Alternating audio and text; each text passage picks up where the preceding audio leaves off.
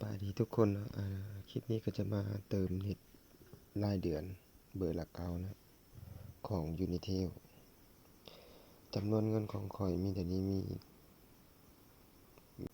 191,000 นะและเบอร์รายเดือนนี้เติมเพียง 65,000 กีบ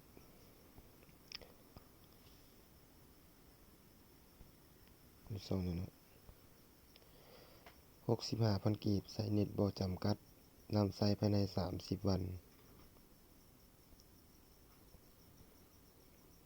กดตกลงนะกดไปที่ลงทะเบียน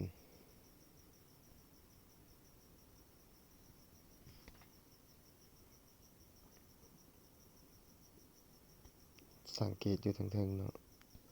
มันจะมีตัว Data คูณ 2ตัวนี้นะกับส่วนลด 10%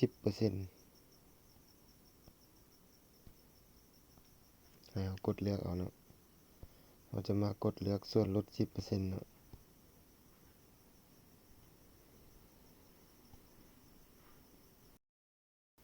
ค่าธรรมเนียมฟรีเนาะ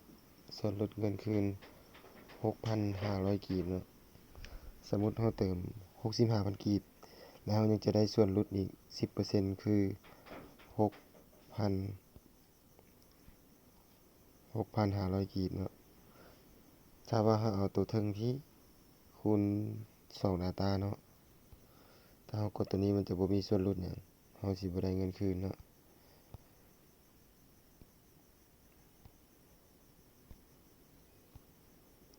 กดที่ส่วนลดเราจะได้อยู่ 6,500 กีบเนาะ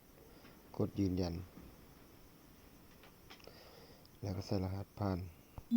ของระบบ YouMoney รอรหัสมันส่งมาจากข้อความ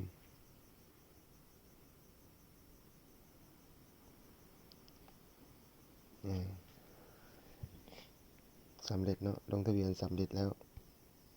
เบอร์รายเดือนเนาะ 65,000 ดินแบบบ่จำกัด Data เลย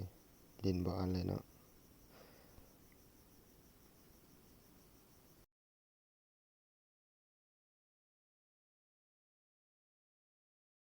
เราจะได้ส่วนลด